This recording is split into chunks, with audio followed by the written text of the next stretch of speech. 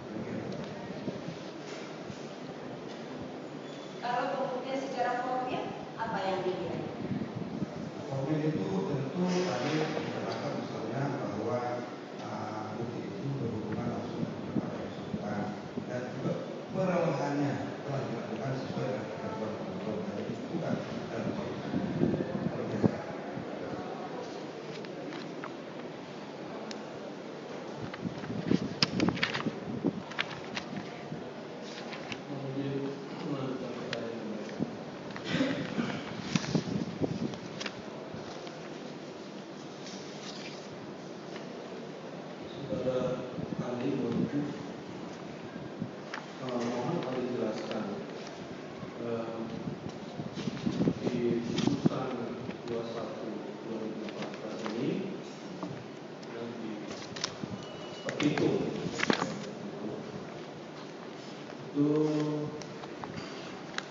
ada frasa yang mengatakan bahwa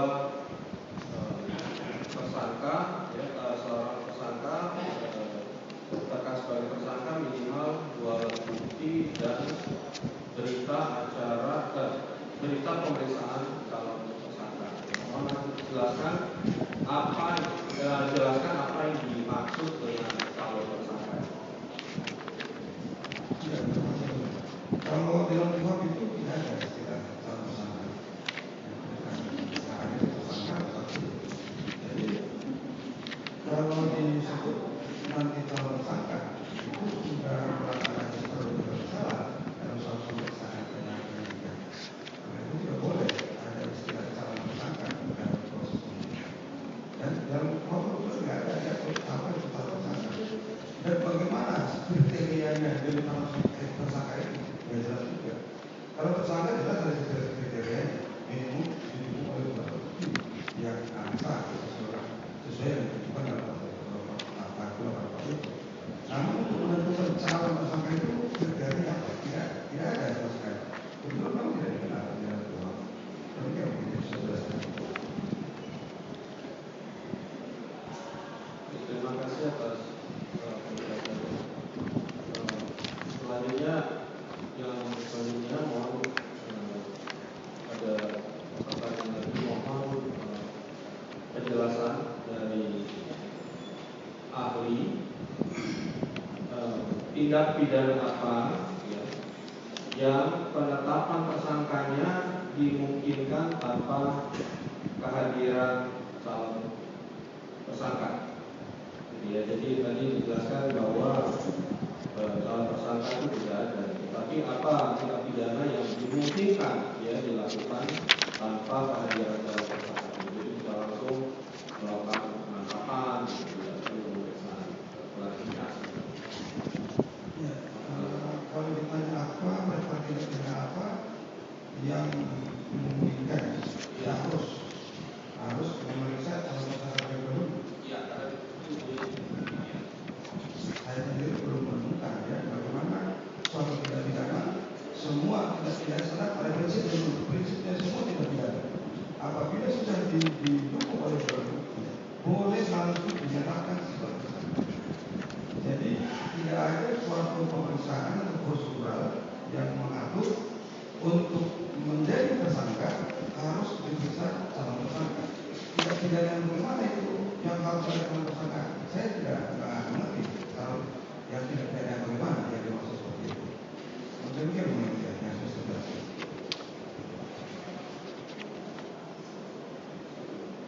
satu lagi, mohon penjelasan ahli untuk frasa bahwa ya, harus diperiksa sebagai diperiksa terlebih dahulu calon tersangka yang kapasitasnya masih calon tersangka ini memang terdapat dalam putusan nomor 21 tahun 2014. Ya, tapi namun kalau kita baca secara keseluruhan bahwa di amar putusan ya itu tidak dari tiga putusan itu tidak ada yang menjelaskan tentang pemeriksaan calon tersangka ini. Jadi mohon izin apa pendapat ahli ketika hal tersebut termaksud di putusan itu dimasukkan dalam di opening atau di kedudukan hukum ataupun di pertimbangan ataupun di pendapat. Maksudnya apakah itu merupakan suatu keharusan yang harus dilaksanakan atau bagaimana menurut pendapat ahli? Terima kasih. Jadi frasa kita ini kan bukan di kamar. Jadi sebenarnya prinsipnya nomor satu putusan itu hanya amal itulah yang mengikat amal itu. Kalau pertimbangan hukumnya itu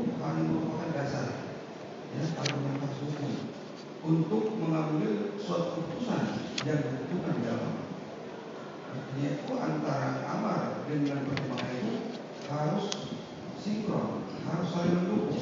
Apa yang diterbitkan di amar harus ditemukan di dalam pertimbangan hukum. Apa yang dibuat dalam pertimbangan hukum harus demikian juga yang keluar dalam amar tersebut. Lalu kalau tadi amarnya merasa yang tadi ada di amar, seperti tidak ada kewajiban untuk mengikuti apa yang ada di pertimbangan itu. Karena pertimbangan itu sendiri tidak menyebutkan yang mengikat itu adalah amaran. Kalau di amarnya tidak menyebutkan demikian, maka ya tidak harus diikuti. Karena yang harus diikuti adalah amar itu yang mengikat. Demikian yang punya kesimpulan. Gila juga. Terima kasih Mulia. Saudara ahli, saya melanjutkan sedikit tentang putusan yang telah dibuat. Jadi tadi ahli sudah mengatakan bahwa yang mempunyai proses komunitas adalah berkaitan dengan orang putusan. Itu orang putusan hanya menjelaskan tentang frasa. Tapi di pertimbangan ada menjelaskan. Kalau seandainya seorang penyidik berdasarkan putusan MK penetapan tersangka, penetapan tersangka, penangkapan tahanan sudah melengkapi atau didukung dengan dua alat bukti, tetapi tidak melakukan proses pemeriksaan kepada calon tersangka ataupun kita sebut sebagai saksi atau apalah itu. Apakah itu menyalahi atau tetap sesuai dengan hukum acara yang berlaku? Ya, terima kasih. Tadi sudah saya katakan bahwa di luar amar tidak mengikat. Lalu kalau amarnya sudah ditentukan, sebagaimana tadi kita tahu, khusus untuk penentuan bukti yang cukup atau permulaan yang cukup sudah dimaknai, harus dimaknai dengan minimum 2 alat bukti yang ditentukan oleh pasal 44. Kalau itu sudah dijalankan, maka itu sudah sesuai prosedur. Tetapi kalau itu tidak dilaksanakan, itu melanggar prosedur pemeriksaan. Tapi itu aja yang bisa saya jelaskan. Terima kasih. Kemudian yang berikutnya, saya ingin bertanya kepada ahli tentang Perma nomor 4 tahun 2016. Dalam Perma nomor 4 tahun 2016 tentang larangan tinjauan kembali tentang pra-peradilan, tepatnya di pasal 2 angka 2, objek dan pemeriksaan pra-peradilan. Saya bacakan, pemeriksaan pra-peradilan terhadap permohonan tentang tidak sahnya penetapan tersangka hanya menilai aspek formil, yaitu apakah ada paling sedikit 2 alat bukti yang sah dan tidak memasuki materi perkara. Mohon penjelasan dan pendapat ahli tentang perma ini. Ya, terima kasih. Saya pikir sudah cukup jelas, sudah tegas apa maknanya itu secara gramatical dan sama maknanya bahwa setiap pemeriksaan tentang sah atau tidak penetapan tersangka tidak boleh memasuki pemeriksaan materialnya dan hanya memeriksa bagaimana penyidik melakukan perbuatannya sampai menetapkan seorang tersangka. Apakah dengan telah dilakukan sesuai prosedur yang berlaku atau tidak? Hanya saja. Jadi kalau memang misalnya penetapan tersangkanya misalnya ternyata tidak didukung oleh 2 alat bukti, maka tentu secara formal tidak boleh dilakukan. Di situ telah terjadi pelanggaran tersangka itu. Jadi hanya formal saja. Saya tidak apakah benar-benar telah dilakukan prosedur tertentu yang ditentukan oleh undang-undang sehingga seseorang tidak tersangka. Demikian yang saya jelaskan. Baik. Selanjutnya kepada saudara ahli kami ingin bertanya tentang tahapan penyelidikan dan penyidikan. Menurut pendapat ahli, apakah dalam proses rangkaian penyelidikan dan penyidikan itu, saya kasih contoh mungkin mulai dari LP, kemudian penyidik melakukan interview, kemudian menentukan perkara ini dapat ditingkatkan penyidikan, kemudian dari proses penyidikan, kemudian bisa menetapkan tersangka. Apakah ada aturan yang mengatur bahwa proses ini, apakah ada aturan yang menentukan bahwa ini harus minimal sekian hari atau sekian minggu baru boleh seorang penyidik ada batas-batas waktu? Bagaimana kalau seandainya dalam proses penyelidikan dan penyidikan ternyata penyidik sudah menemukan 2 alat bukti? Bagaimana pendapat sebagai saudara ahli? Terima kasih.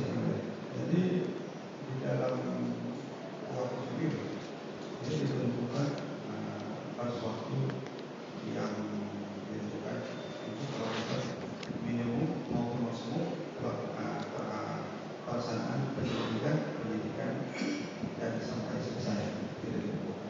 Namun ada dari dalam pidana ada yang disebut dengan azas peradilan cepat dan sederhana dan ringan.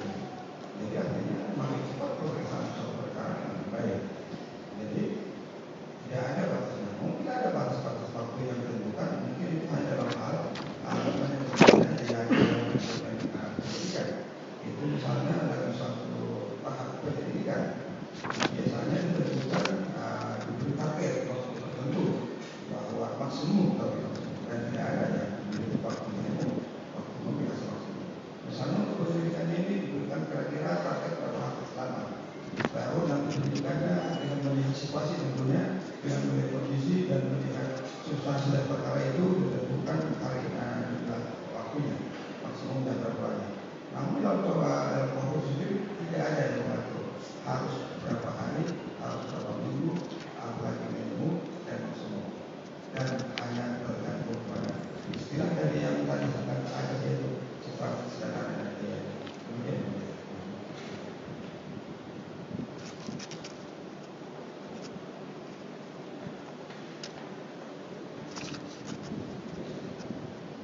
saya tambahkan dalam proses penyidikan. Tentunya dalam tahap penyidikan itu ada rangkaian kegiatan yang dijalani maupun barang bukti yang menjadi teks, yang menjadi dan menentukan peristiwa itu apakah pidana dan kemudian sidik. Nah, ketika tahapan ini sudah naik ke tahap penyidikan, apakah kemudian penyidik juga menemukan barang bukti yang memang ada korelasi kemungkinan penguatan alat bukti berat kemudian dilakukan penyidikan? Apakah tindakan mengumpulkan dan menyita juga barang bukti di tahap penyidikan itu menjadi suatu pelanggaran dalam proses ini? soal penyitaan sebenarnya sudah ditentukan dalam konkurs dan apa yang harus disita juga sudah ditentukan dan bagaimana cara menyita pun sudah ditentukan di pasal itu disebutkan bahwa akan izin dari pengadilan dan kalau dalam hal tertentu untuk barang-barang yang bergerak boleh dilakukan terlebih dahulu lalu dilakukan selanjutnya lalu diberlakukan kepada pengadilan setempat untuk minta persetujuan dan barang-barang yang sebagai itu adalah barang-barang yang berhubungan dengan tindak pidana sendiri baik digunakan maupun hasil selama itu sudah dijalankan maka itu sudah sesuai dan tentukan di dalam ketentuan itu. Maksud kami lebih tegasnya ketika di tahap penyidikan masih tetap dimungkinkan untuk dilakukan penyitaan.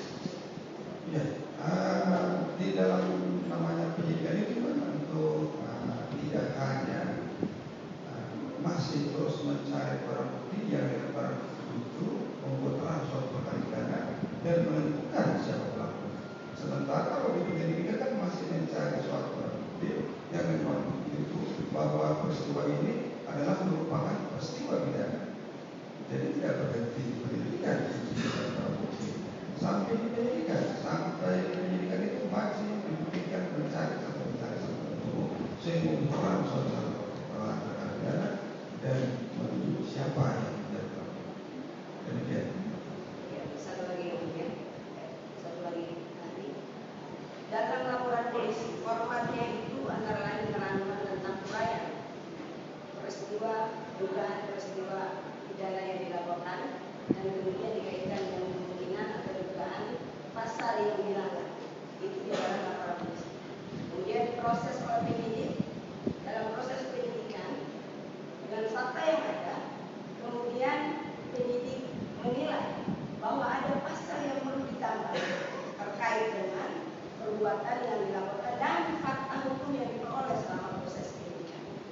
Dengan menambahnya pasal di luar yang dilaporkan, apakah itu dibenarkan atau merupakan suatu pelanggaran? Terima kasih. Jadi namanya masyarakat pelapor tentu tidak semua mengerti bahwa yang dilaporkan itu melanggar pasal berapa. Paling hanya laporan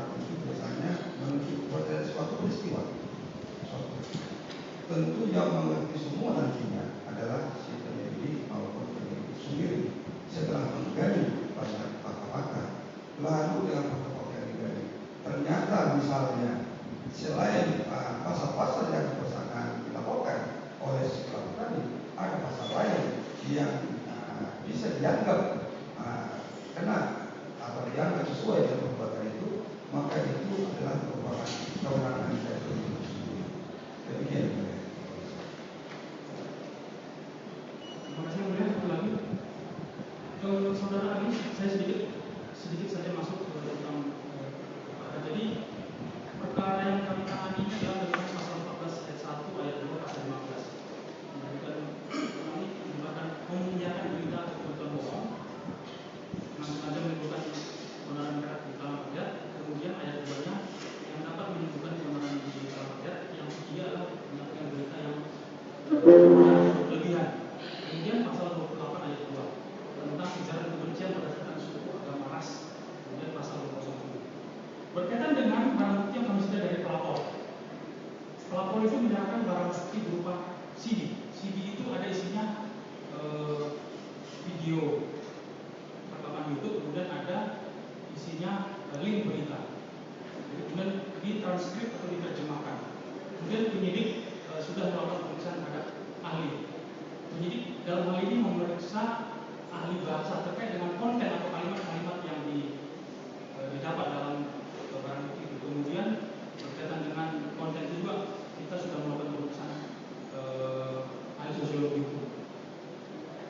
Kami yang kami tanyakan kepada ahli berkaitan dengan langkah-langkah yang sudah dilakukan oleh penyidik untuk menilai atau menilai dan meminta pendapat tentang konten atau kalimat itu. Bagaimana menurut pendapat ahli tentang apa yang sudah dilakukan oleh penyidik? Terima kasih.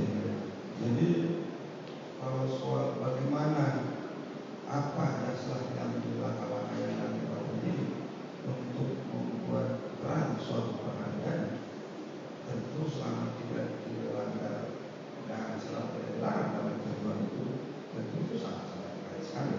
Apalagi tadi sudah dilakukan misalnya penelitian dibantu dengan ahli bahasa, ahli sosiologi untuk menguatkan dugaan-dugaan terhadap suatu peristiwa pidana. Saya pikir itu sudah sesuai dengan aturan, karena memang ahli pun sebagai salah satu alat bukti di dalam pasal 142 itu.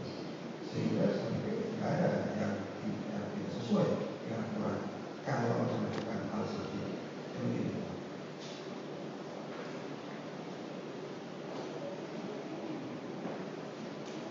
Cukup ya.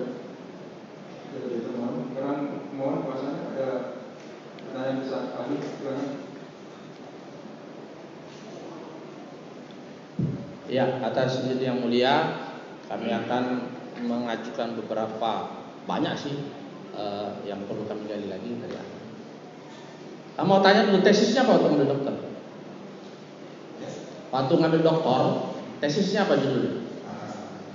Saya tidak tahu ada kondisinya yang mulia pertanyaan tadi, namun tetap saya sampaikan bahwa saya dulu meneliti tentang peradilan sederhana dan cepat sederhana dan ringan dalam bentuk keperdataan. Peradilan sederhana, cepat. Sederhana. Oh gitu ya. Tahun berapa itu dokternya? 2015. Berarti 5 tahun yang lalu ya. Ya. Oke. Anak saya di Trisakti juga kuliah. Tempo hari 2012. Ahli juga. Anak saya yang gondrong, anak Tarakugo Singadi Buntu. Nah, sama lulusnya ya. Oke. Saya juga alumni Trisakti juga. Nah, jadi berkaitan dengan keterangan ahli, ya, keterangan ahli ini diharapkan bermanfaat buat termohon maupun pemohon, terutama kepada majelis ketua hakim tunggal dalam untuk menyatakan putusannya. Jadi begini ahli, tadi ahli menyatakan mengenai putusan Mahkamah Konstitusi, artinya lebih tinggilah KUHP kalau saya simpulkan tadi, artinya udah nggak usah dipakai, pakai KUHP saja, ya kan? Karena ahli bilang kata KUHP. Sementara putusan Mahkamah Konstitusi nomor 21 PU tahun 2015 itu dia menilai mengenai KUHP. Nah, sekarang saya tanya kepada ahli, dalam sistem hukum kita ini pidana, apa saja dasar hukum, alat hukum untuk membebaskan seorang yang dinyatakan tersangka oleh kepolisian? Makasih yang mulia.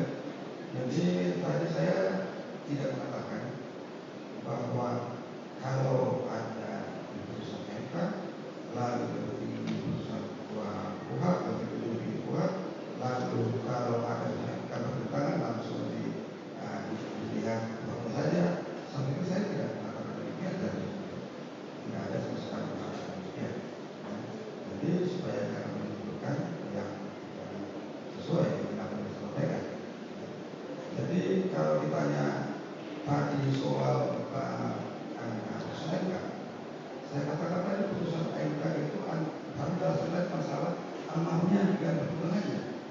Sehingga kalau di amannya itu tidak diatur tentang sesuatu hal, apalagi putusan MK itu tentang pengujian undang-undang, maka kita hanya terikat dengan aman itu sendiri.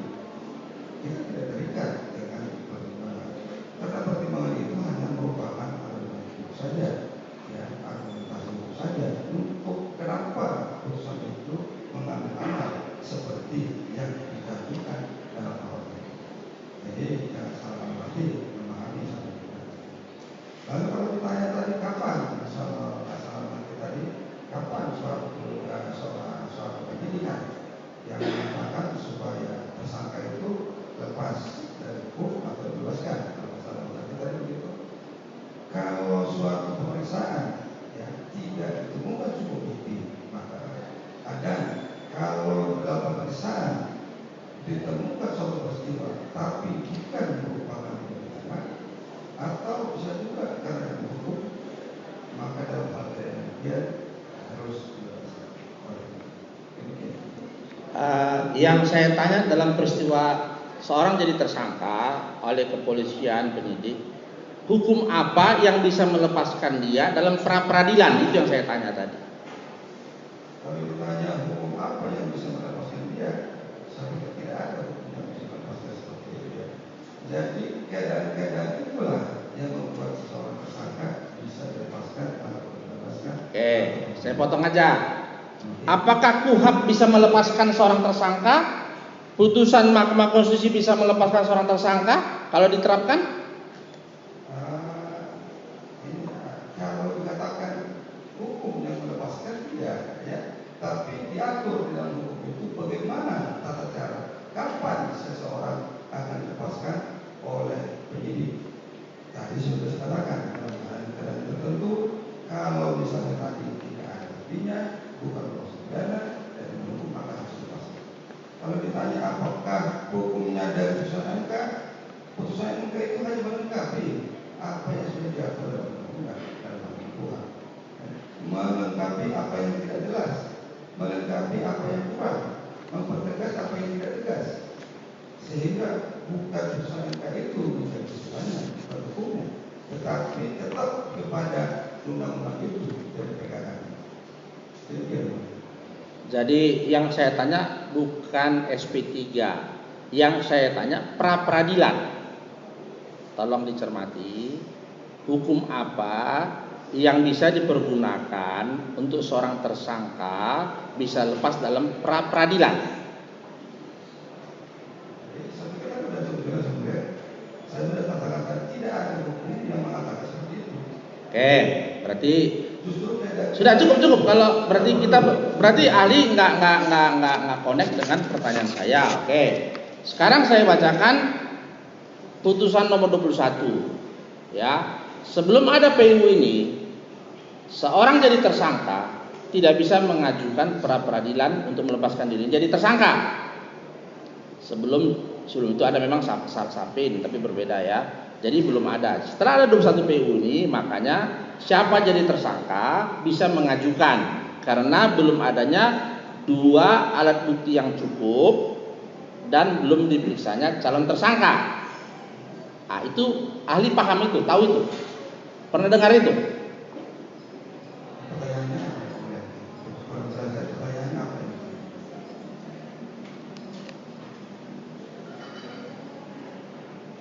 Pertanyaannya saya Belum ya, oke. Pertanyaannya apa? Pertanyaannya, apakah saksi, apakah ahli ya mengetahui bahwa ada sistem hukum baru di Republik ini terhadap seorang tersangka bisa melepaskan dirinya sebagai tersangka di pra peradilan? Terima kasih. Jadi Cukup jelas pertanyaannya. Kalau nggak saya ulang lagi. mau di saya ulang sekarang. Iya, cukup jelas karena nanti bilang nggak jelas lagi. Jelas.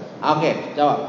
Begini ya, kalau ditanya ada apakah misalnya pra peradilan bisa menjadi sarana untuk menguji sah atau tidaknya tersangka sehingga dengan kemudian itu seseorang bisa dilepaskan, jelas. Ya. Jelas itu sampai itu semua orang sudah tahu. Di mana ketentuan itu adanya?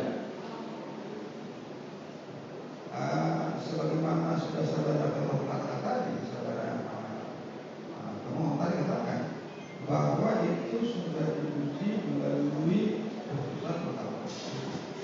Dengan diujinya Mahkamah Undang-Undang KUHP itu oleh Mahkamah Konstitusi, maka dia dimasukkan ke pasal 7 itu bahwa materi atau objek dari suatu peradilan telah bertambah dari sebulan ayat pertama ditambah menjadi penetapan tersangka.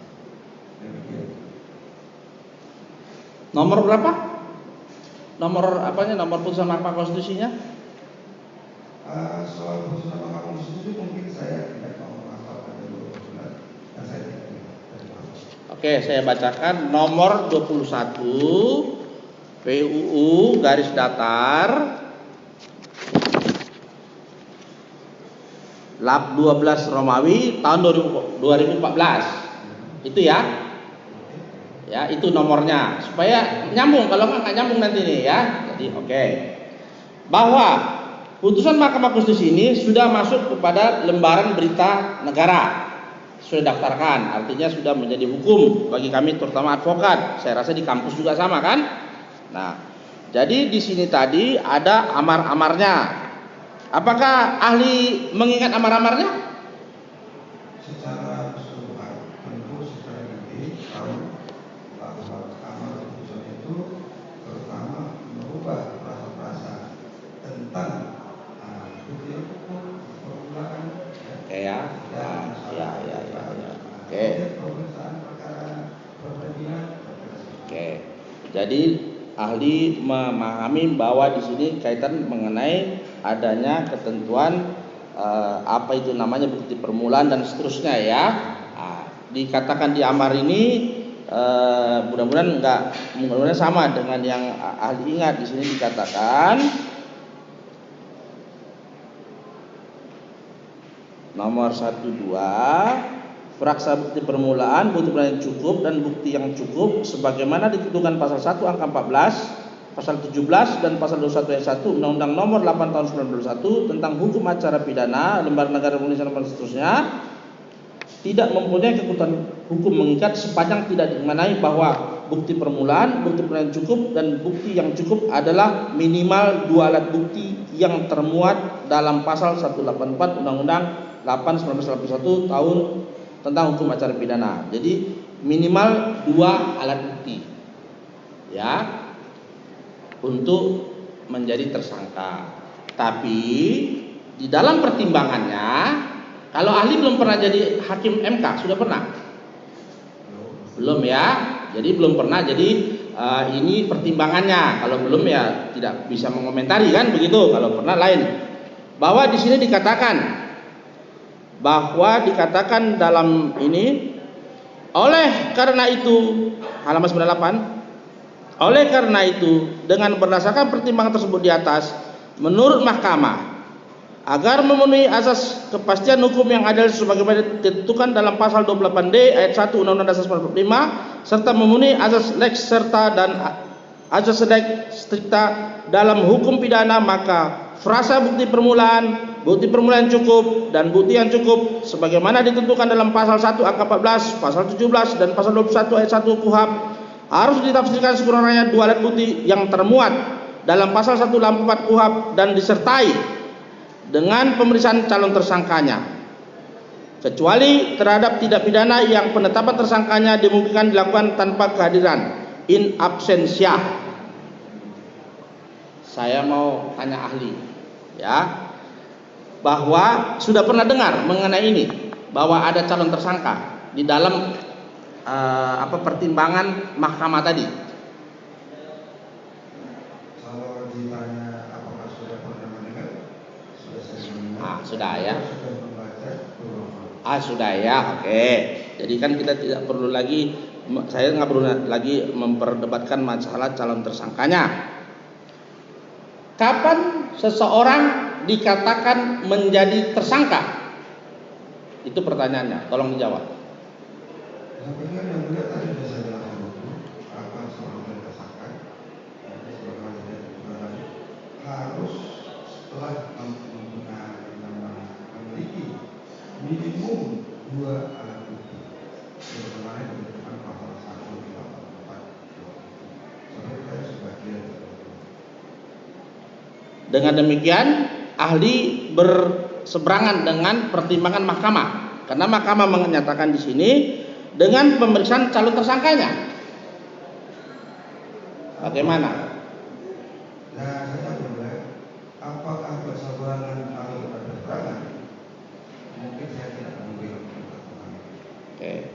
Ya, tadi ahli menyatakan berdasarkan pasal 184. Sementara pasal 184 di putusan MK ini sudah diuji, menyatakan, saya ulang lagi, harus ditafsirkan sekurang-kurangnya dua alat bukti yang termuat dalam pasal 184 KUHP dan disertai dengan pemeriksaan calon tersangkanya. Itu untuk menetapkan tersangka. Ahli beberapa lain silakan, ya, memang beda-beda, tidak ada masalah. Selanjutnya, ahli pidana mau nanya, ngajarnya mata kuliah apa? Pidana kan banyak. Hukum acara, hukum material. Oke, berarti saya mau bicara material sekarang, ya. Bahwa ada suatu perkara di mana seseorang itu dilaporkan dengan pasal 184 pasal 14 ayat 1 ayat 2, pasal 15 Undang-Undang nomor 1 tahun 46. Itu dulu, ya.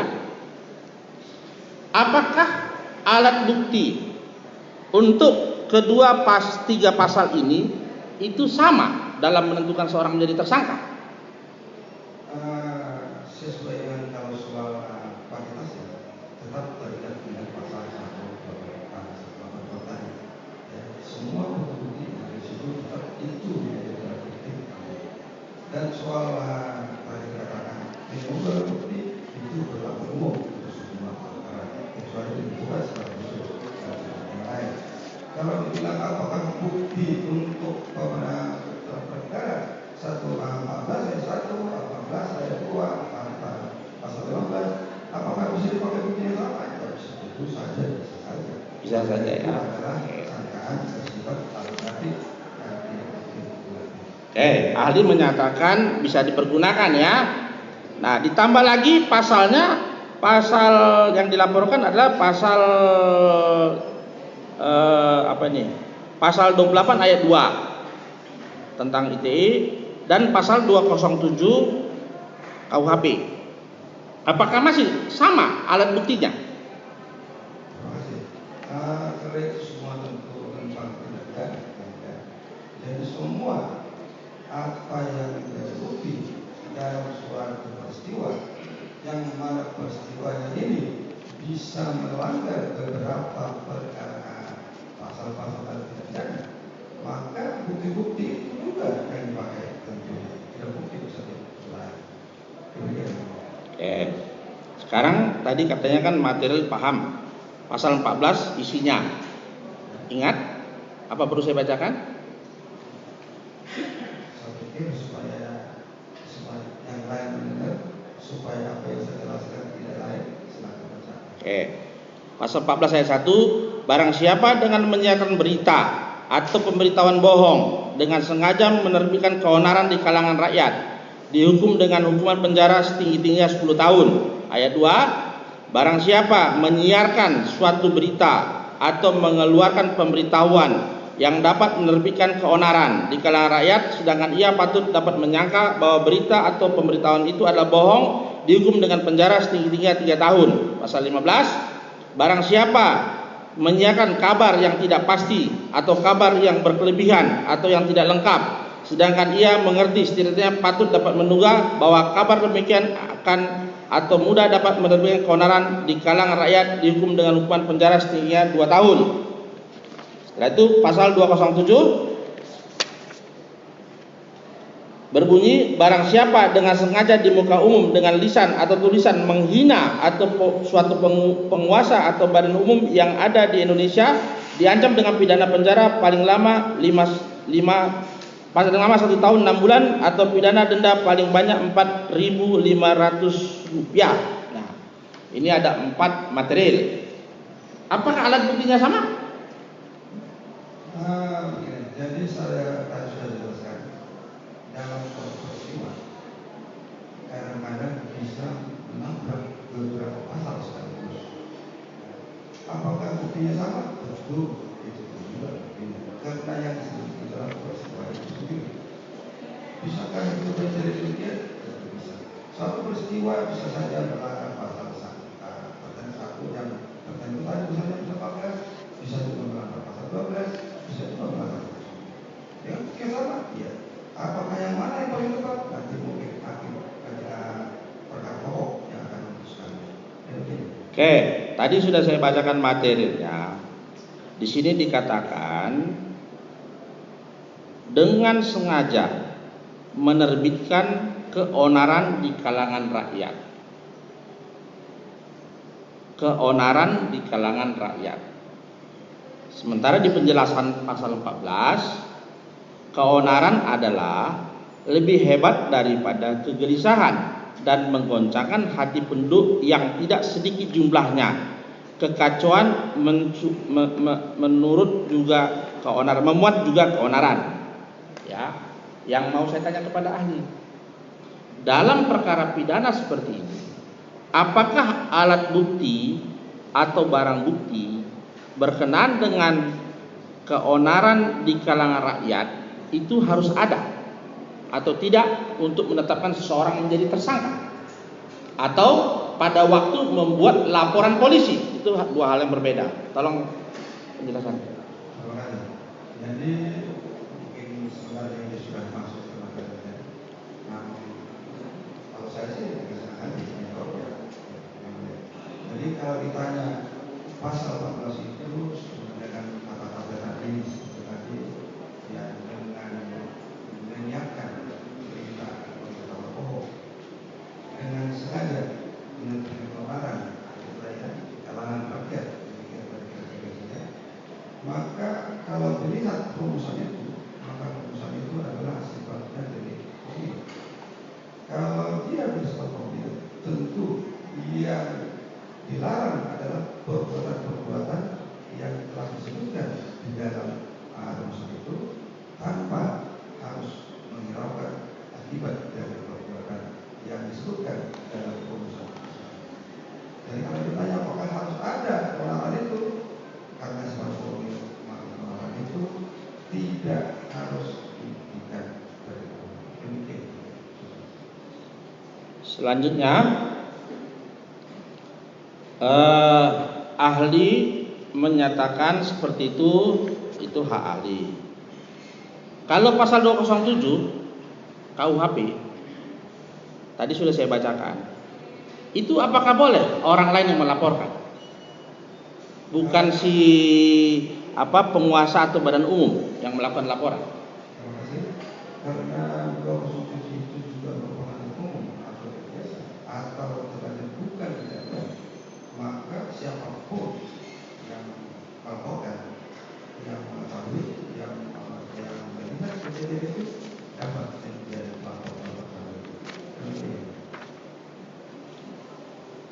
Ahli belum pernah baca putusan MK 013 sampai 022 garis miring PU garis datar 4 garis miring 2006 bahwa menyatakan 207 itu harus dilaporkan oleh penguasa umum. Bisa saya jelaskan dulu ya. Itu pun tidak ada apa yang mengatakan bahwa pasal 07 adalah tidak ada masalah. Jadi saya jelaskan. Ya, sudah baca 013 sampai 22 ini. 022 udah baca? Saya tidak perlu saya baca apakah saya baca atau tidak, tapi pengetahuan saya bahwa putusan tidak ada putusan MK yang mengatakan bahwa pasal 27 adalah tidak. Bukan yang saya tanya. Ahli sudah baca belum 013 sampai 022 ini?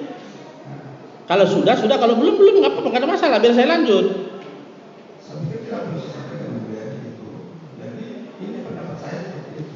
Kalau sudah baca atau belum, itu bukan pendapat. Sudah pernah baca atau belum? Itu pertanyaan saya. Kalau ditanya apakah sudah baca, ya sudah pasti baca. Sudah baca ya, udah cukup, sudah pernah baca ya, sudah. Selanjutnya, ya, ahli tadi menyatakan ahli pidana, ya, oke, pidana semuanya ya, material dan formil. Seorang dikatakan menjadi tersangka, ya, mengenai apanya kita masih berbeda pendapat, ya, karena saya tetap harus calon tersangka minimal 2 alat bukti, ahli tidak ya terserah, ya. Sekarang mengenai kertasnya, kertas adalah yang disiapkan oleh penyidik ataupun kepolisian. Pernah lihat sprindik, surat SPDP, surat penetapan tersangka dan seterusnya, pernah lihat? Sudah ya, oke. Kalau sudah kan enak kita bicara. Dan pernah melihat laporan polisi ya? Sudah ya, oke. Apakah dalam berkas-berkas tersebut kalau ada kesalahan, namanya salah isi, apakah berakibat batalnya proses penyidikan tersebut sehingga melepaskan tersangka? Kalau ditanya apakah ada kesalahan dalam arti misalnya bisa saja salah mensalih atau salah mencantumkan, salah pasti segala macam, maka kalau kesalahan yang sifatnya yang tadi tidak substansi, maka itu tidak mempengaruhi pendidikan yang telah dilakukan. Ya, ahli mengucapkan istilah substansi. Bisa jelaskan substansi itu apa? Versi ahli apa substansi itu? Kalau misalnya ada soal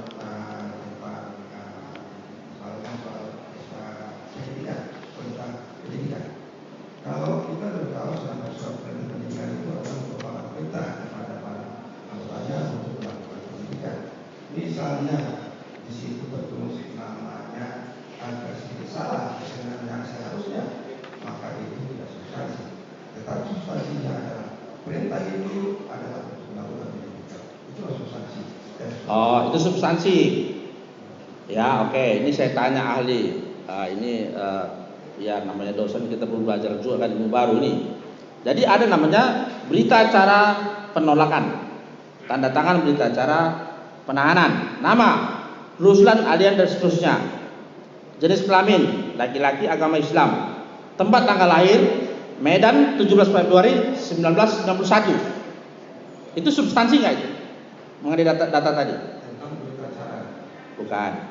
Ya, makanya substansinya tentang Telah melakukan penahanan terhadap tersangka nama Ruslan alias Ruslan Buton, jenis kelamin laki-laki, agama Islam, tempat tanggal lahir Medan 17 Februari 1991. Ini substansi nggak yang saya baca tadi itu? secara keseluruhan. Kalau identitas adalah identitas pada apa tadi adalah substansi. Substansi. Udah stop lo. Substansi ya. Oke. Kita sepakat. Pada waktu seseorang melaporkan si Ruslan tadi, ya, ditetapkan sebagai tersangka, SPDP dan penahanan seterusnya dikatakan seperti ini. Nama Ruslan alias Ruslan Buton. masih sama, jenis kelamin laki-laki, tempat tanggal lahir Buton 4 Juli 1975. Sementara yang tadi saya baca ini Medan 17 Februari tahun 1991. Sementara yang di sini Buton 4 Juli 1975. Bagaimana mengenai substansi ini? Terima kasih yang boleh saya jelaskan dulu. Bagaimana tadi kita katakan dalam orang yang menyebutkan tanggal sesuatu tanggal tertentu, lalu dalam suatu hal tertentu ada perbedaan, lalu tentu apakah dengan demikian tanggal yang disebutkan di situ, misalnya kita tahu di mana kita berada di situ tadi kita katakan itu berbeda, maka boleh dikatakan tentang tanggal lahir yang sudah notabene ada yang benar dan kemudian ada yang salah. Tentu itu masalah error personal dalam arti satu kesalahan kita. Kalau menurut situasi seperti itu. Itu pendapat atau memang ada hukumnya yang membenarkan pernyataan ahli tadi? Kebetulan tadi saya juga sempat pendapat. Oh, pendapat, nggak ada hukumnya itu ya? Artinya tidak ada undang-undangnya, tidak ada perkapnya apa segala, nggak ada ya? Itu aja pendapat sendiri ya? Oke, pendapat sendiri, tanggung jawab sendiri kan? Selanjutnya ada lagi nih ahli, surat tanda penerimaan barang bukti, ya. Nama Ruslan alias Ruslan Buton, jenis kelamin laki-laki, agama Buton 4 Juli 1975, tempat tanggal lahir Islam. Nah, ini bagaimana substansi ini terhadap ahli, di mana yang saya tahu ya kalau penuntut jelas dalam bilang dakwan, kalau salah itu dakwan tentu batal demi hukum. Nah, untuk penyidikan bagaimana ini? Mohon pendapatnya.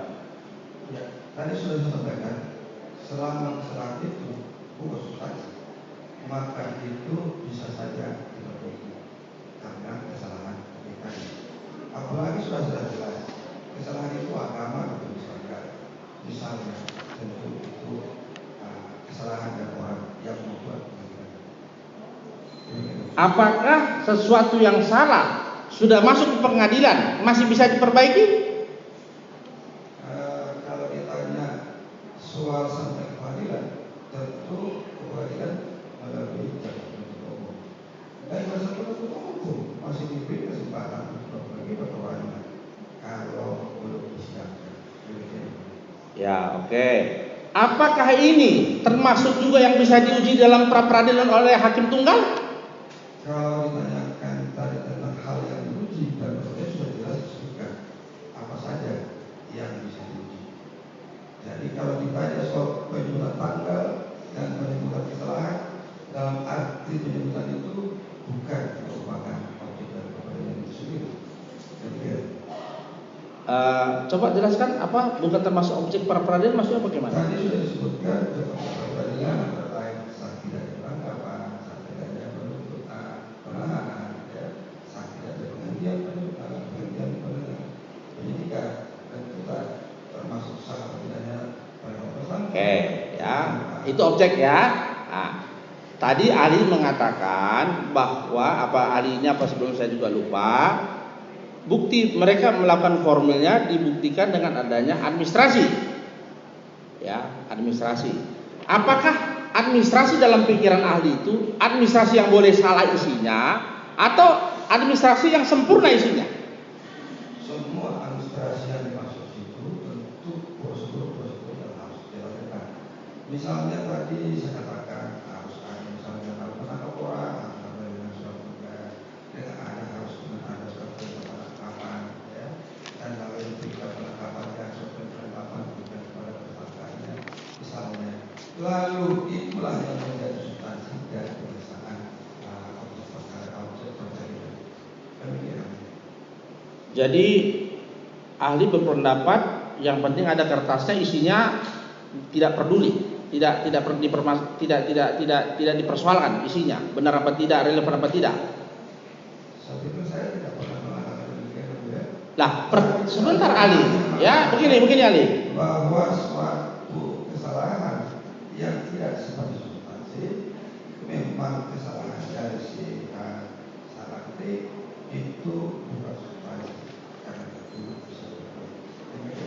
Jadi begini, ahli, saya tanya, saya kasih bukti. Apakah ahli pernah tahu nih salah ketik? Ya, sebentar dulu, saya selesaikan dulu pembicaraan saya. Ya, dengan gampangnya ahli menyatakan ini salah ketik, salah ini, salah ini. Apakah pernah ahli melihat dia ngetiknya salah? Ya, jadi tolong ahli harus dengan keilmuannya, jangan kena ordernya. Ya, ya. Jadi saya bisa laporkan ahli kepada Trisakti kalau begini caranya. Jadi kalau nggak ada pengetahuannya, jangan ngomong. Ini ahli ya. Jadi ya silakan pendapatnya. Kalau pendapat yang tadi bagaimana ya ulangi. Ya, kalau ini ahli, kalau saksi bisa dipertanyakan pengetahuan. Tolong dipastikan bahwa ini ahli.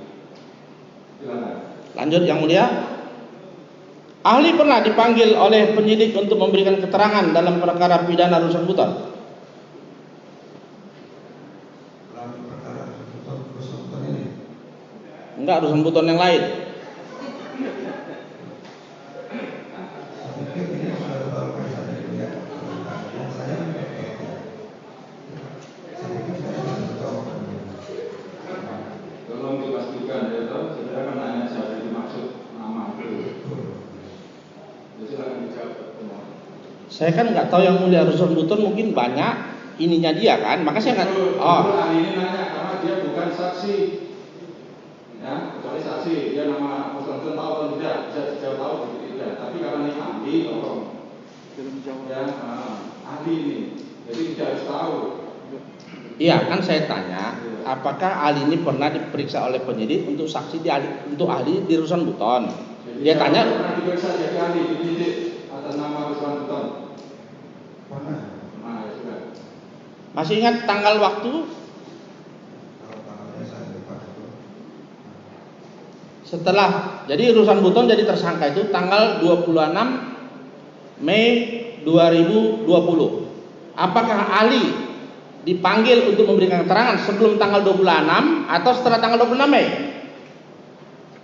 Kalau tanggalnya tidak persis, saya ingat itu. Tidak persis saya ingat. Bisa diperlihatkan dulu yang mulia bukti T9 itu punya ahli atau bukan? T9. Lihat, pasang.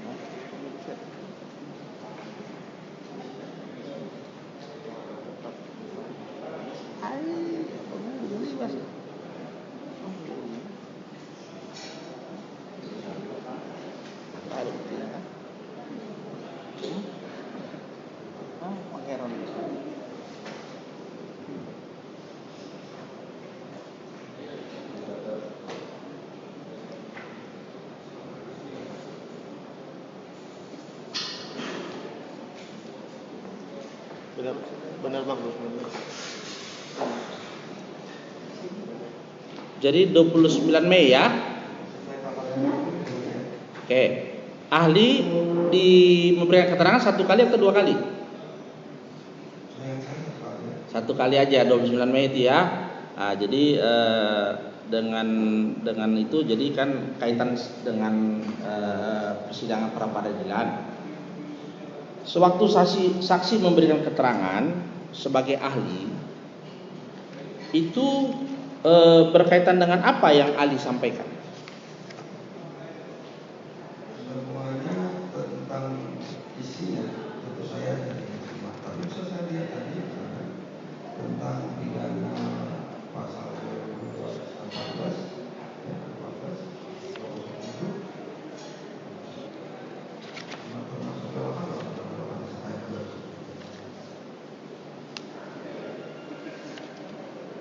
Jadi ahli menjelaskan pasal 207 ini ya, 207 nomor 5, nomor 4 pasal 15, nomor 3 pasal 14 ayat 2, nomor 2 pasal 14 ayat 1. Nomor 1 pasal 45A ayat 2, Jo pasal 28 ayat 2. Begitu?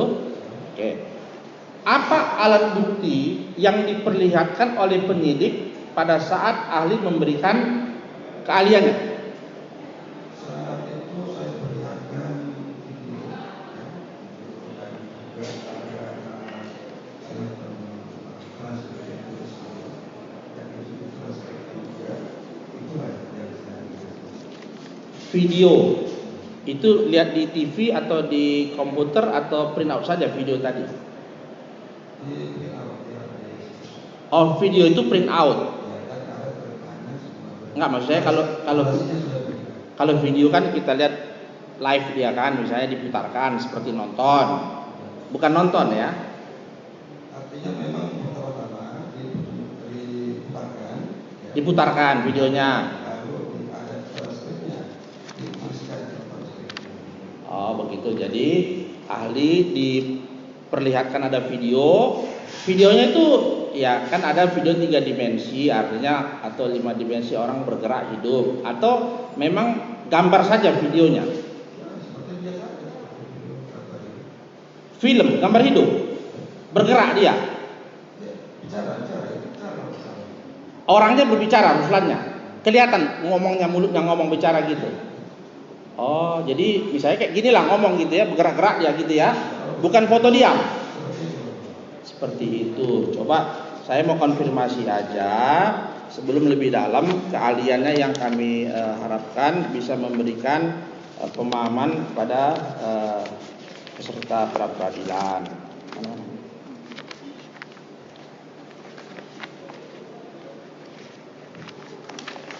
Video seperti ini yang atas kuning. Antar.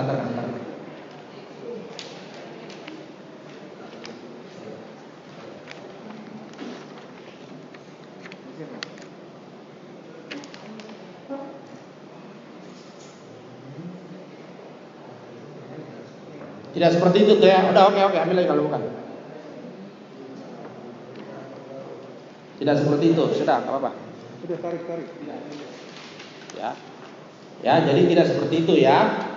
Jadi ahli melihat yang berbeda dari ini ya. Oke. Setelah itu ahli diperlihatkan juga mengenai tadi apa katanya tadi mana itu yang tersebut.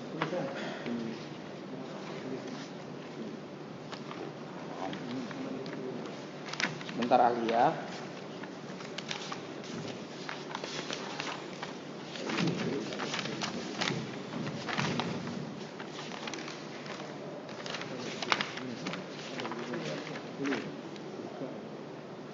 Sebentar. Mana di perintah dia, aduh.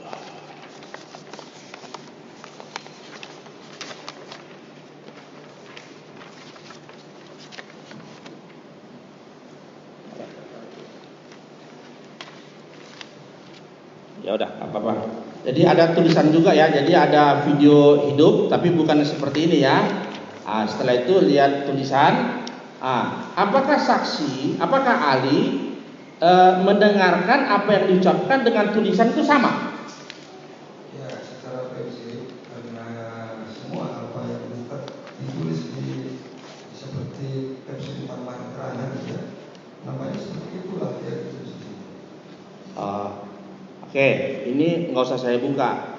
Apakah saksi ahli ada mendengar singa-singa, harimau-harimau, serigala? Tidak dengar. Tidak dengar ya. Yang ahli dengar singa, harimau, serigala. Lupa ya. Oke ya.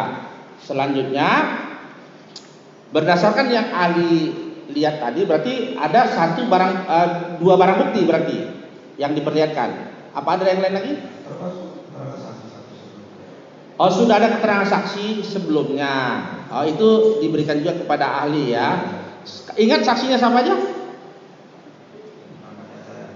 Ada berapa keterangan? Mohon izin yang mulia, kami keberatan dari sejak awal pemohon ini berupaya untuk masuk kepada materi pokok yang mestinya tidak dapat dijelaskan di dalam proses persidangan pra peradilan. Mohon izin ketegasan daripada yang mulia terkait dengan hal ini. Itu kan sudah sementara. Jadi intinya ahli itu pernah diperiksa jadi ahli untuk perkara pokok kan itu loh. Iya. Tadi. Iya. Sudah penyidik. Ya, sudah peradilan. Kalau ini yang ahli di pra peradilan. Kalau tanya yang ahli pidananya, berarti tadi ahli mengatakan ahli di hukum acara dan hukum materialnya kan gitu. Jadi ditanya mengenai itu. Dan sepanjang ahli bisa jawab silakan. Ya, jadi begini. Tadi kan memang termohon tidak menjelaskan ahli ini untuk ahli pra peradilan atau karena dihadirkan karena sudah memberikan BAP. Jadi termohon. Sekarang saya tanya, ahli ini untuk kaitan pra peradilan saja atau memang karena dihadirkan satu paket gitu loh? Sudah jelas Pak, kalau ini itu untuk pra peradilan. Kalaupun abang ingin mempelajari daripada keterangan ahli, ya silahkan abang nantinya diizinkan. Abang sudah tahu. Kenapa mesti abang harus begitu? Satu pintu bicaranya yang mulia. Mohon izin. Ya udah, paham. Kami robah sedikit yang mulia karena cari ahli ini susah. Saya aja belum pernah dapat kan. Yang saya Pak Arbioto aja dapat yang tua kan. Oke, lanjut ahli. Dalam pra peradilan dengan objek pra peradilannya adalah penetapan tersangka. Apakah ahli sudah pernah memberikan keterangan sebagai ahli? Sudah beberapa kali. Di pemohon atau di termohon?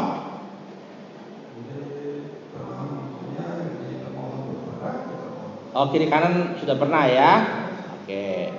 Nah, terhadap keterangan yang ahli berikan sebagai ahli di pemohon, ya, apakah penetapan calon tersangka itu harus adanya calon tersangka terlebih dahulu pemeriksaan, baru ditetapkan minimal 2 alat buktinya dihitung dalam persidangan? Mohon pencerahannya. Nanti saya bisa sampaikan tadi seperti semula.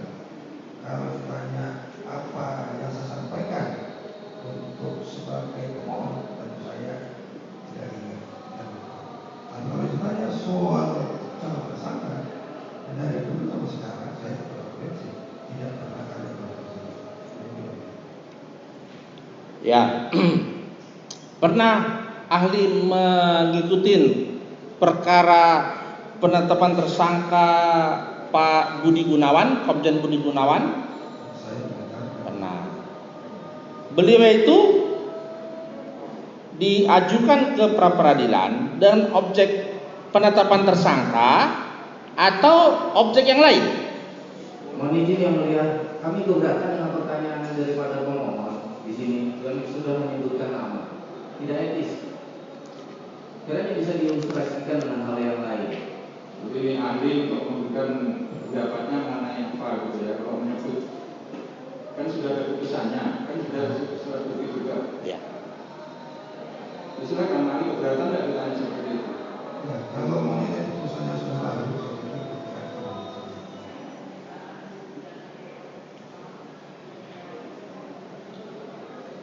Sebentar, selesai ajar dulu yang dia ya.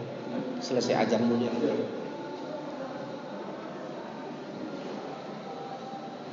Mana daftar bukti itu?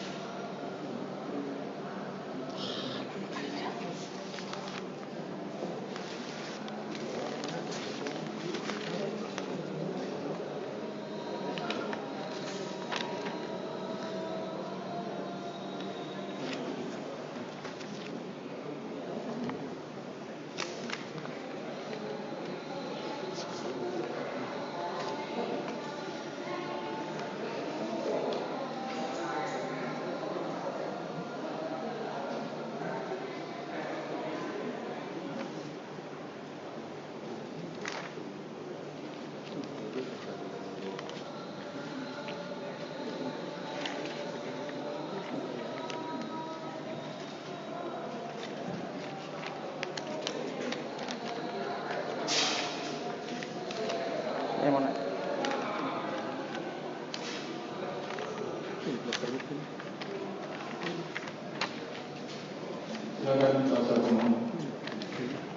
Ya, kami lanjutkan. Mengenai penetapan tersangka sebagai objek pra peradilan, itu menjadi bukti kami. Ini kan pendapat oleh Brian O'Calloway dari Mahkamah Agung, bahwa disebutkan ada beberapa pra peradilan penetapan tersangka, ya, objeknya penetapan tersangka, dan oleh pengadilan ternyata dikabulkan. Memang perkaranya ada perkara KPK, ada perkara pengadilan negeri juga. Nah, itu ahli pernah tahu itu ya, ada beberapa yang sudah dikabulkan ya.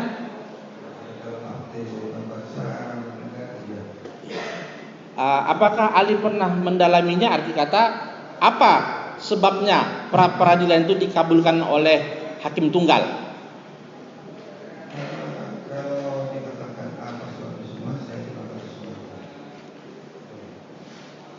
Oh, tidak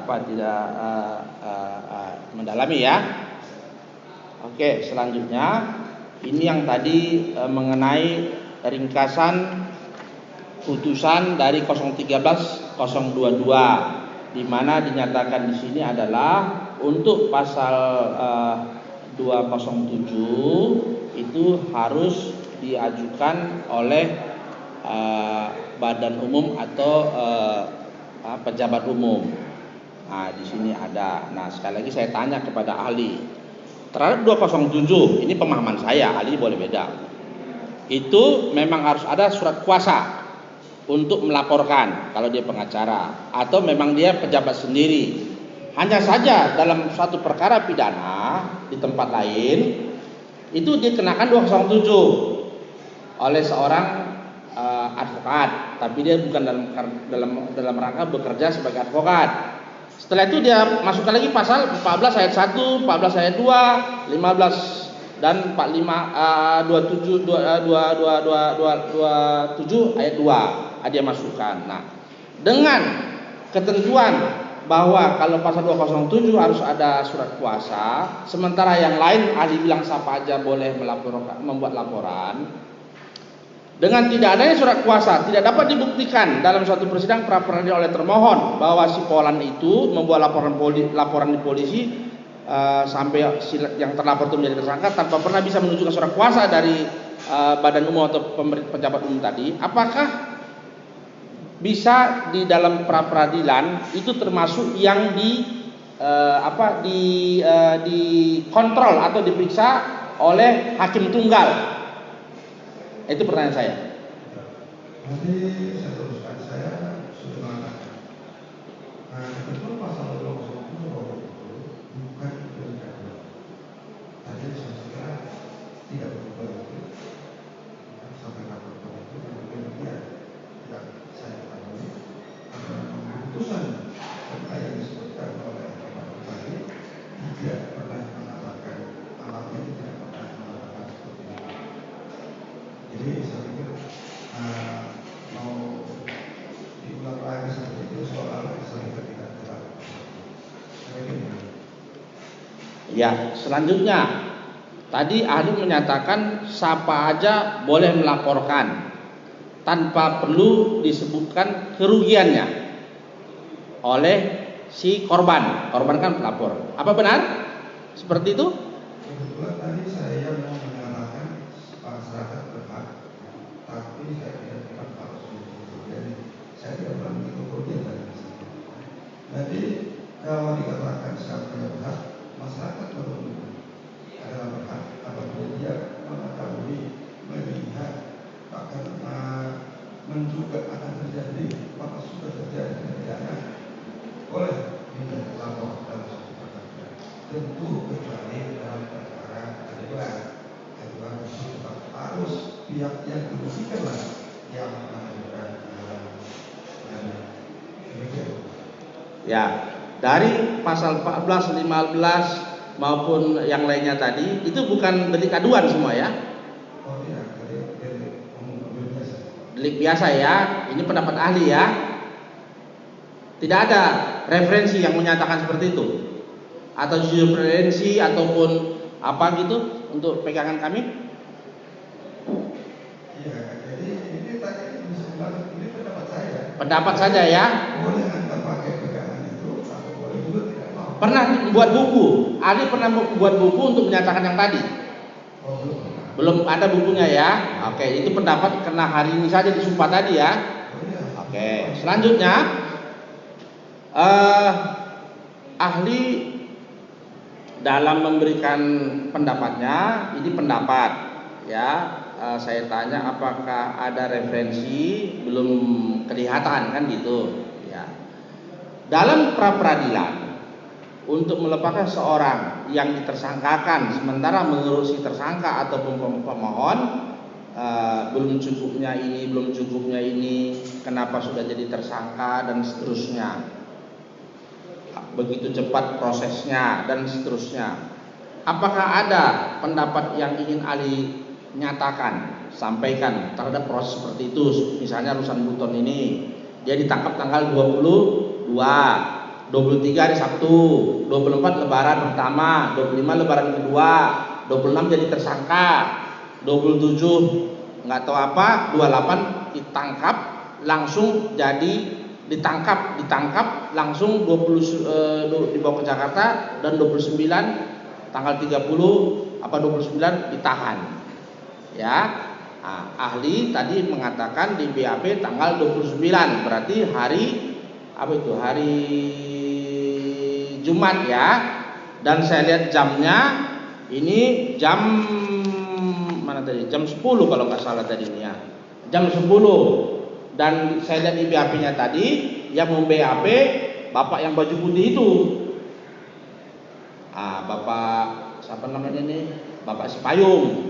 Padahal jam 10 ini Pak Sipayung masih di Buton pada tanggal 29 ini ya. Oke, saya nggak masuk ke situ. Pertanyaan saya sebagai ahli, apakah dalam pemberian keahliannya di dalam pra peradilan itu sama juga bobotnya dengan waktu dalam pokok perkara? Kalau dinilai soal nilai para ahli, tentu sama, karena itulah yang dimaksud dalam alat bukti yang masuk dengan pasal 1 para ahli. Demikian. Oke, jadi sama ya. Nah, jadi saya nggak usah tanya sana, tanya di sini saja. Tadi kan bukan mengulang, materialnya harus ada keonaran. Ahli berpendapat bahwa keonaran itu tidak perlu terjadi karena formil saja asal sudah memberitakan bohong, berarti sudah terpenuhi 14 dan seterusnya ya. Nah, pertanyaan saya, untuk menyatakan dia bohong itu siapa dalam pra peradilan? Dalam peradilan. Iya. Saya pikir karena ini peradilan tadi tidak menguji kesesuaian materinya, tentu tidak bisa ambilkan wilayah. Oke. Kalau di perkara pokok di BAP penyidikan, tentu untuk mengatakan itu tidak benar adalah pihak-pihak yang kompeten. Misalnya dibilang misalnya seseorang adalah seseorang misalnya untuk seperti itu, maka dengan seseorang yang untuk itu membantah, maka itu adalah yang bohong. Kira-kira seperti itu. bagaimana tadi maksudnya? Orang ditanya, Misalnya ini contohnya, apabila seseorang saya katakan menipu, lalu orang tersebut konfirmasi mengatakan, oh tidak benar saya yang menipu, maka berita yang saya sampaikan berarti bohong. begitu ya. Jadi kalau itu tidak ada, karena ini kan sudah jadi fakta pra peradilan ini, bukti-bukti. Ya, kami kan boleh menanyakannya. Ini kan perkara pokok. Tadi waktu dikasih BAP kami baca-baca intip-intip bahwa di situ tidak ada suatu BAP yang khusus menyatakan bahwa bla bla bla Rusan Buton tadi itu katakan itu bohong dan sudah ada korbannya kena bohong tadi. Tapi ahli tidak sepakat, perlu ada korban dulu kan. Nah, sekarang maka saya tanya, ini kan pra peradilan. memang pokok perkara, tapi ini terkait dengan alat bukti atau minimum 2 alat bukti tadi. Karena minimum 2 alat bukti tadi tentu yang terkait dengan terjadinya kebohongan tadi, kan begitu. Nah, iyalah antara lain kan sudah bisa diucapkan kan begitu. Apakah CD ataupun apa tadi namanya print out tadi itu sudah dapat menunjukkan kebohongan? Jadi soalnya itu sampaikan bahwa selain ada terjadi klarifikasi, ada juga keterangan saksi. Dari keterangan saksi kita bisa baca apa ada di sana, dan saya mengacu pada sebuah keterangan yang ada. Demikian. Oh, jadi di sini kan saksinya tersebut namanya, karena ini pra peradilan boleh saya baca ini.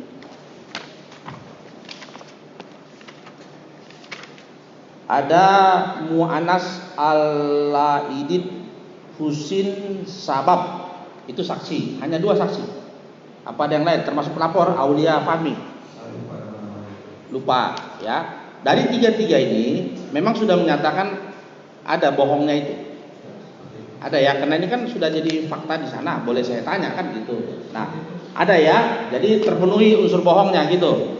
Nah, sekarang alat bukti atau barang bukti yang dikasih CD maupun apa tadi print out, apakah itu sudah menunjukkan kebohongan?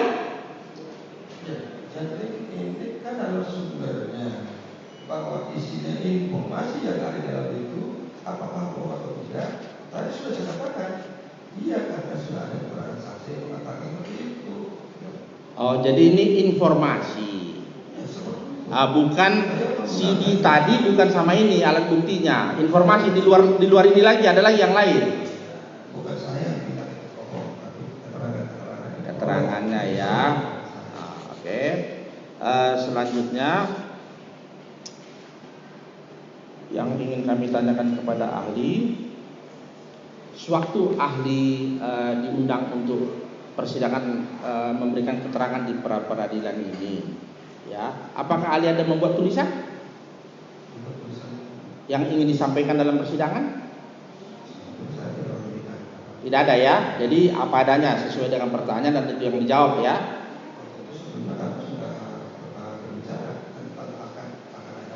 Oh, sudah berbicara. Ya, ya. Sementara saya cukup, teman rekan yang lain mau melanjutkan, silakan.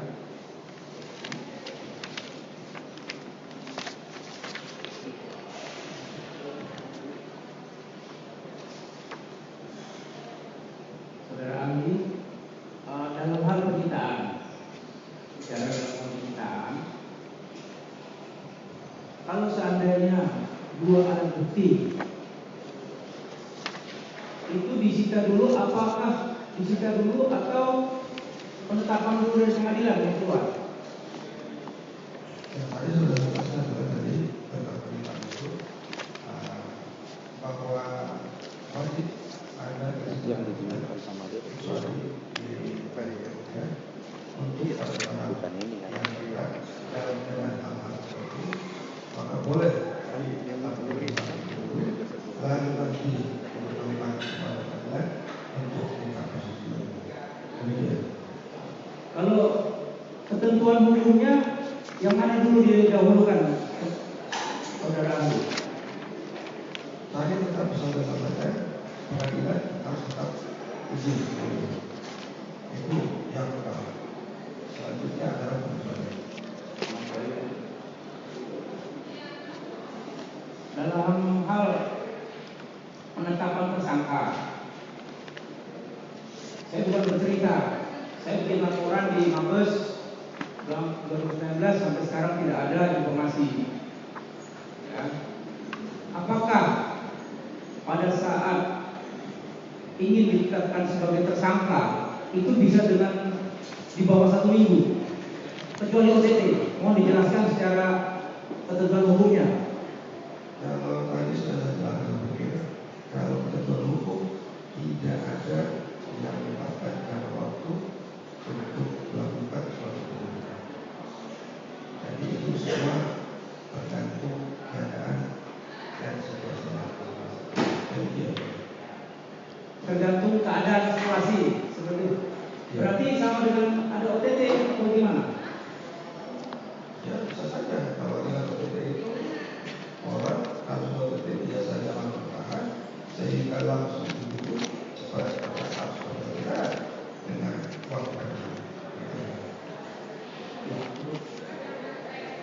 Ada ini terakhir ini. Ya, yang terakhir Ali. Jadi tadi Ali menyatakan diperlihatkan seperti kertas begitu ya, yang dari indeks belum ketemu juga ini. Tadi kan sengaja saya lampuin itu mengenai isi tulisan daripada si Ruslan Buton tadi ya. Jadi ini ada pelapor masyarakat. Saya nggak tahu motifnya apa sehingga dia merasa keberatan, ya, bahwa dia menyangka bahwa ada orang yang menyiarkan berita bohong. Padahal indeks ini adalah media online.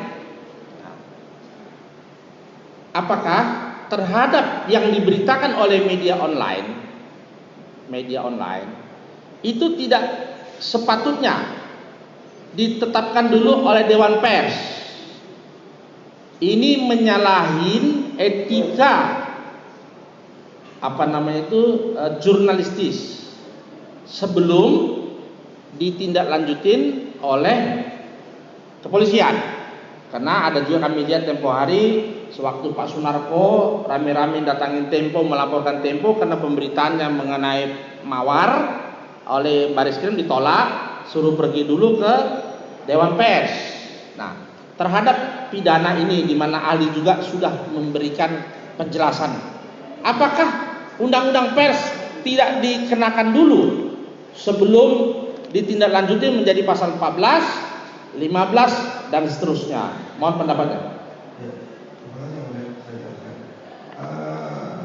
Namanya jurnalis itu dilindungi oleh undang-undang dan setiap orang yang berkaitan atas adanya pemberitaan yang merupakan produk jurnalistik atau pers, maka kepada orang berada diberikan hak untuk menanggapi atau mengajukan keberatan, dan si pers tadi mempunyai kewajiban untuk ini kan belum masuk pers.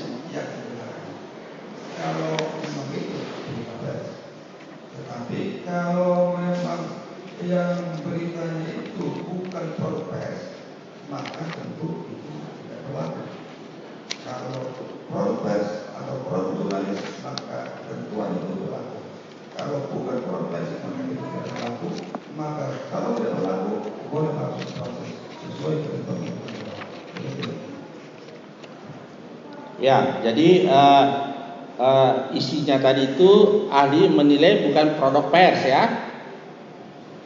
Karena pers belum pernah menyatakan ini masuk pers atau tidak, belum pernah. Padahal si pelapornya kan keberatan dengan laporan itu. Isi laporannya kan karena keberatan terhadap isi pers indeks tadi ini, ya kan? Nah, tapi dia langsung ke kantor polisi ditindaklanjutin. Kami juga pernah ngelaporin salah satu instansi, ditolak juga ke pers dulu katanya, karena buktinya adalah print out dari isi pers yang online tadi. Nah, disinilah yang kami bertanya kepada ahli, apakah perkara seperti ini tidak sebaiknya diputuskan oleh Dewan Pers dulu, baru masuk kepada pidananya kalau memang pers menyatakan ini bukan produk dia? Bagaimana pendapatnya? Tadi saya sampaikan, kalau demikian produk pers, maka wajib hukumnya melakukan koreksi. Dan kalau tidak koreksi, atau kalau si produk jurnalis bukan pemberitaan itu bukan produk jurnalis, bukan produk pers, maka bisa diadakan ketentuan yang dilakukan kalau. Ya, jadi Indo Express ini direkturnya ada, komisarisnya ada, piperkasnya ada, UKW Dewan Persnya juga ada, jadi terdaftar di Dewan Pers. Nah, jadi terhadap isi yang tadi ahli lihat, surat terbuka tadi, itu diberikan mungkin oleh Ruslan Buton kepada wartawan atau bagaimana saya tidak tahu, sehingga dipublikasikan di dalam Indonesia Express ini. Apakah itu tidak termasuk produk pers setelah dikeluarkan di sini? Syaratnya tadi saya katakan, kalau namanya produk pers, maka pers itu terverifikasi di pers. Kalau dia terverifikasi oleh pers, produk pers yang terverifikasi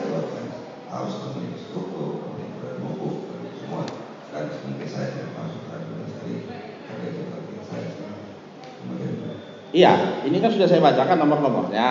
Nah, ini sekarang pendapat ahli yang terakhir sebelum saya serahkan kepada yang mulia. Ya, artinya kan ini harusnya ke pers dulu, baru ke pidana, atau pers diabaikan langsung ke pidana. Upaya yang bagaimana yang sebaiknya dilakukan oleh pelapor Aulia Fahmi tadi, sehingga bisa dalam persidangan pra peradilan ini termasuk yang diperiksa juga kebenaran ini. Bisa dijelaskan? Tadi sudah saya jelaskan, ada prosedurnya. Ya. Kalau pers ya, maka wajib ya harus diberikan hak untuk menjawab. Lalu sifat wajib mengkoreksi, menyampaikan koreksi dari yang keberatan. Ya. Kalau diproses, atau kalau dia memproses, maka boleh langsung. Itu yang disebut. Ya, cukup yang mulia. Pers dulu kan? Terkait dengan bukti yang disampaikan oleh pemohon tadi tentang berita acara penolakan keamanan yang ada perbedaan tempat nama lain ya. Jadi mungkin yang mulia kami mohon memberikan waktu untuk mencocokkan. Jadi kalau dengan bukti yang kami sampaikan tadi yang barusan di T14D, kami ada juga membuat berita acara penolakan dalam berita acara penahanan penelusuran ini. Jadi perlu kami sampaikan bahwa pada saat penandatanganan itu memang ada kesalahan, tetapi kemudian sudah kami koreksi juga di hari itu, dan berita acaranya sudah kami serahkan kepada tersangka Rutan Buton. Mohon izin yang mulia mungkin diberikan T14D. Di bukti kami T14D, tapi di pemohon saya kurang tahu. Ya udah pergi aja. Nanti itu sudah kita coba untuk menarik dari yang bersangkutan. Sudah kita posisi antara revisi yang mana?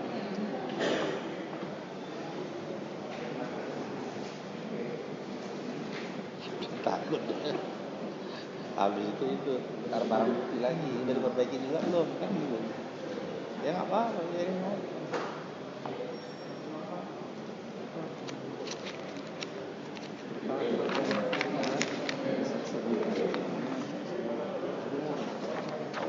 Udah pernah beli bang, bisa dulu. Apa? Kita yang tadi dikasih bang. Apa? Bukti yang dikasih dah. Oh nggak mau boleh ditarik. Tunjukkan aja, jangan ditarik. Kan sudah ada di yang mulia kita punya. P berapa itu? P14D. Ya sudah, 14D kan sudah ada kita punya. Kita punya udah 14 dodol.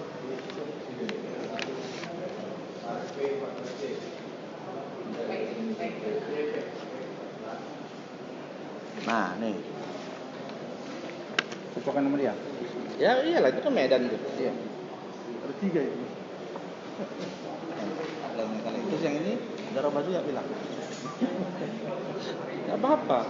Kita nggak mau menang di sini kan. Kita pemaaf lah. Nah, sekalian aja.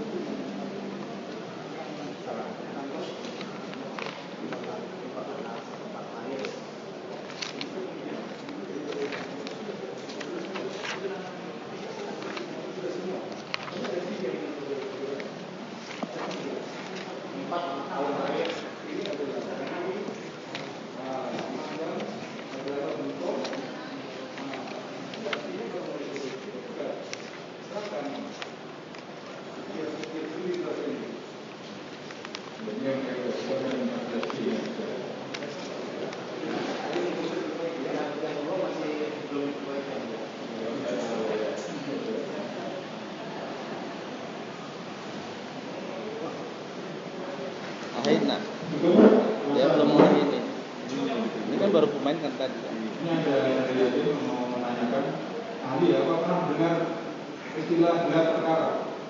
Ya, saya memang. Bisa menjelaskan yang dimaksud gelar perkara? Terima kasih. Kalau perkara istilah itu ada dikeluarkan oleh perkara yang terakhir ini tentang manajemen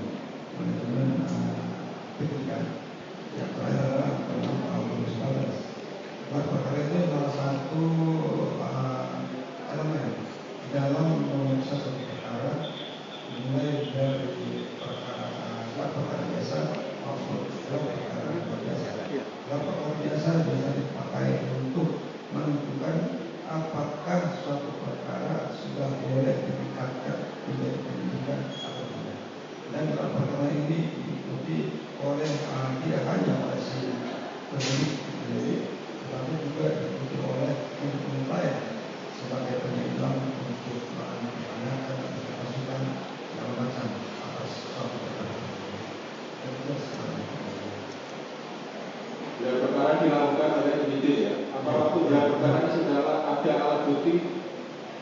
Di dalam gelar perkara itu biasanya semua juga kan, fakta-fakta semuanya diperoleh oleh penyidik. Mana? Semua diberikan di dalam Tidak ada alat bukti. Ya.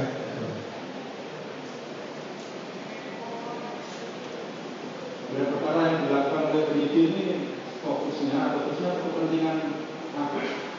Untuk kepentingan sebenarnya lebih kepada kepentingan kontrol terhadap para penyidik dan memberikan arahan kepada para penyidik agar penyidikan itu bisa berjalan sesuai dengan waktu dan sesuai dengan arah yang saya kasihkan.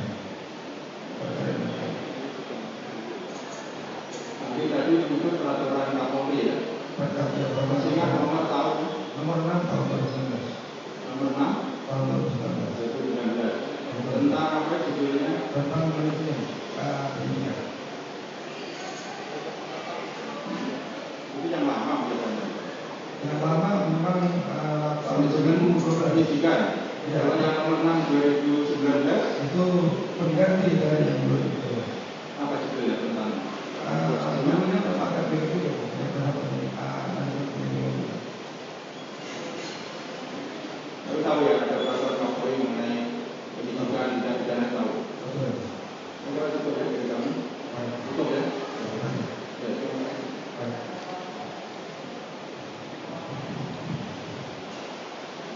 jadi pemeriksaan pra peradilan sudah cukup dari pemohon. Dan sesuai dengan kesepakatan agenda besok hari adalah kesimpulan ya. Untuk kesimpulan silakan diambil untuk besok jam berapa sepakati? Karena besok itu kami ada sekali ya pemberian. Jam berapa pemohon? Ada kesimpulan? Setelah setengah hari jam 1 jam 2. Sekarang ya jam berapa 1 2 kami mulai pagi sudah. Ya. Sudah kami sudah jam 1. Sebelum jam 2 ya kami tunggu ya. Siap yang mulia. Jam 2 ya. Ya.